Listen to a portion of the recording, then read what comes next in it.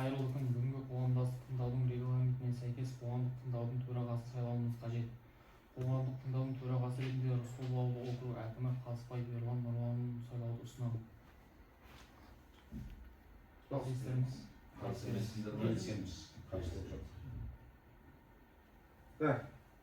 Қайырлы күн. Бүгінгі қоғамдық тыңдаудың тақырыбы Меркі ауданы Рысқұлов ауылдық округінің әкімінің аппараты Рысқұлов ауылдық округындағы биотермиялық шұңқыры үшін қоршаған ортаға әсер етуге рұқсат алу. Бастамашы Меркі ауданы Рысқұлов ауылдық округінің әкімінің аппараты, жобалаушы ЭКО-КС жауапкершілігі шектеулі серіктестігі. Ашық жиналыстар арқылы қоғамдық тыңдаулар өткізу үшін жалпы жиналыстың хаттамасын енгізу үшін ашық қоғамдық тыңдаулардың хатшысын және дауыстарды санауға жауапты тұлғаны сайлау, сондай-ақ қоғамдық тыңдауларға өткізу ережесін бекіту қажет. Жалпы жиналыстың хатшысы және дауыстарды санауға жауапты тұлға болып Сапар Ермек Қозбақұлын сайлауды ұсынамын. Қарсы қалыс бар ма? Жоқ, қарсы. Ашық жиналыстар арқылы қоғамдық тыңдаулар өткізу регламенті.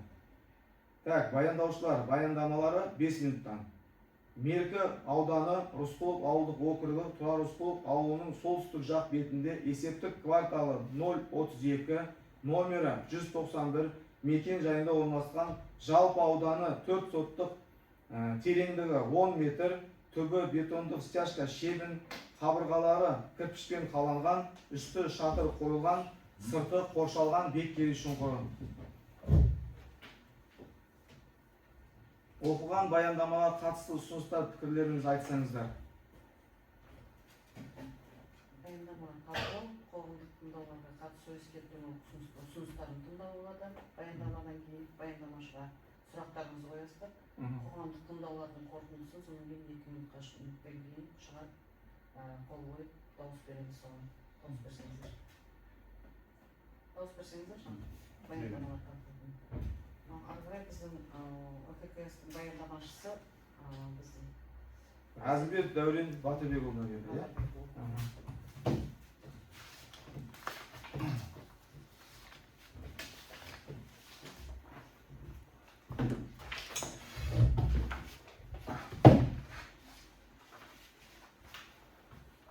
Қазақстан Республикасының экология кодексінің 58 бабының 4-ші тармағына 73-ші бабының 1-ші тармағына сәйкес қоғамдық тыңдаулар өткізу қағидалары бекітілген. Қоғамдық тыңдаулар өткізу қағидалары Қазақстан Республикасы экология, геология және табиғи ресурстар министрінің міндетін атқарушы 2021 жылғы 3 тамыздағы нөмір 286 бұйрығымен бекітілген. Бүгінгі қоғамдық тыңдау жоғарыда көрсетілген бұйрықтың 2-ші тарауындағы ашық жиналыстар нысанында қоғамдық тыңдауларды өткізу тәртібінің барлық тармақтарына сәйкес орындалып отыр. Қоғамдық тыңдаулар қоршаған ортаны қорғау саласындағы уәкілетті органның ақпараттық жүйесінде ашық жиналыстар өткізу жария талқылауларын жүргізу арқылы қоршаған ортаны қорғау және Қазақстан Республикасының тұрақты дамуы мәселелері қозғалатын мемлекеттік және басқарушылық шешімдерді қабылдауға қоғамның қатысу нысандарының бірі. Қарастырылып отырған нысан биотермиялық шұңқыр, Жамбыл облысы Меркі ауданы аумағында Рысқұлов ауылының маңында орналасқан. Ол 032 есептік ауданы 191 жер телімінде. Кәсіпорынның негізгі қызметі биологиялық қалдықтарды залалсыздандыру және жою. Нысанның жалпы ауданы 0,04 гектар құрайды. Биотермиялық шұңқыр эпизоотиядан өлген немесе таралуының алдын алу мақсатында сойылған ауыл шаруашылығы және үй жануарларының өлекселерін ұзақ мерзімде сақтауға арналған орын. Бүгінгі таңда адам мен жануарларға тән 200-ге жуық ауру түрі бар. Сондықтан арнайы талаптарға сай жасалған мал өлексесін көметін биотермиялық шұңқырлар осы індеттердің таралуына тосқауыл болады. Осы аталған аса қауіпті жұқпалы аурулар туралы кетпес үшін ветеринариялық санитариялық қағидаларды бекіту туралы Қазақстан Республикасы Ауыл шаруашылығы министрінің 2015 жылғы 29 маусымдағы нөмір 7/587 бұйрығына сәйкес талапқа сай биотермиялық шұңқырлар салынған. Биотермиялық шұңқыр арнайы жобамен салынады. Аумағының биіктігі 2 метрден кем емес, кіру қақпасы бар, саңылаусыз дуалмен қоршалады. Дуалдың ішкі жағынан тереңдігі 0,8-1,4 метр және ені 1,5 метрден кем емес белді құрылғысымен қазып алынған топырақтан ор қазылады. Биотермиялық шұңқырлар құрғақ жер асты сулары тереңде орналасқан және тұрғын үйлерде алшақ жерде салынуы тиіс. Кәсіпорын алаңын қоршаған ортаның ластануына негізінен мыналарға байланысты. Биоқалдықтарды ыдырауы кезінде атмосфераға ластаушы заттардың шығарылуы. Барлығы 1,45 тонна жыл мөлшерінде 10 түрлі атауы мен ластаушы заттар бөлінеді. Сумен қамтамасыз ету. Сумен жабдықтарды көзі шаруашылық ауыз су адамдардың күнделікті тұтынуы мен өндірісіне сумен қамтамасыз ету қарастырылмаған. Нысан су қорғау аймақтары мен жолақтарын тыс орналасқан. Қазақстан Республикасы экология, геология және табиғи ресурстар министрінің 2021 жылғы 6 тамыздағы нөмір 314 бұйрығымен бекітілген қалдықтар сыныптауышына сәйкес жануарлардың өлекселері қауіпті емес қалдықтарға жатады. Қалдықтар коды 020102. Биотермиялық шұңқырдың жұмысы кезінде жануарлар қалдықтары 020102 жылына 60 тонна мөлшерінде қалыптасады деп есептелініп отыр. Тақыр баяндамасы бітті. Сұрақтарыңыз болса.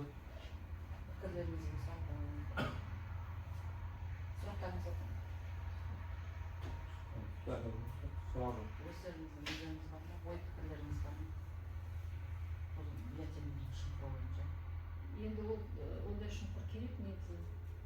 Себебі мал деген түрлі аурулардан өліп қалады, чтобы көп попало не бежали.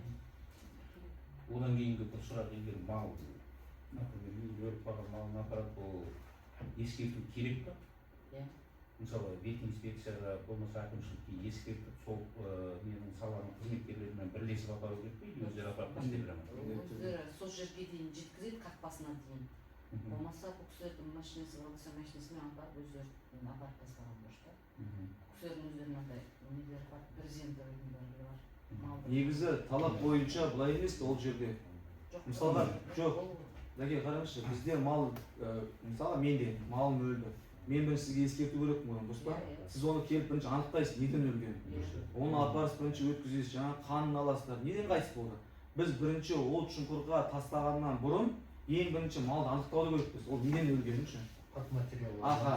Бәрін тіркеп, сосын барып сізге рұқсат беріледі, оны сол шұңқырға апарып тастауға, оны ары қарай жоюға. Солай емес па? Егер тәртібі. Осы қазір айтылған сіздердің ұсыныстарыңыз, пікірлеріңіздің бәрі осы хаттамада жазылады. Бәрі соның бәрі хаттамада танысып, қолдарыңызды қойып бересіздер. Көбісі ауылдың шетін апарып тастайсыз. Сондайлар қарауы. Балқаға тастайды, балқаға тастауға. Жоқ енді жаңа сұрақ сол үшін қойып отырмын. Сол үшін қойып отырмын. Негізінде біз енді бұл бойынша енді бұл неден кейін жиыннан кейін халықпен ескертеміз ғой, халық арасында ше. Айтамыз сол кезде, например, енді бізге де қойылады ол сұрақ. Малым өліп қалды. Ерекең айтқандағыдай, үйге келіп ветинспекциямен или өзіміз апара беруге рұқсат па деген сол неде қойып жатырмыз. Біз инспекцияны шақырамыз, ветинспекция. Солармен бірге комиссиямен барамыз. Сол материал аламыз, оны таразға алып барамыз, оны за счет хозяина. Ақша соның бәрін ескеріп. Иә, онда енді бірқатар нелер бар, тонкостар бар, оның бәрін сол жаңағы. Келіспеушілік жоқ. Бұл жоба экологиялық нормаларға сай және ауланың ластануына қауіп төндірмейді. Барлық ұсынылған материалдар қолжетімді және түсінікті болды.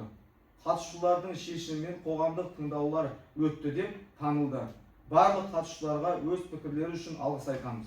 Барлық айтылған ұсыныстар мен сұрақтар хаттамада ескертілді және мемлекеттік экологиялық сараптаманың қорытындысы бойынша тиісті шешім қабылданады. Осымен жиын жабық.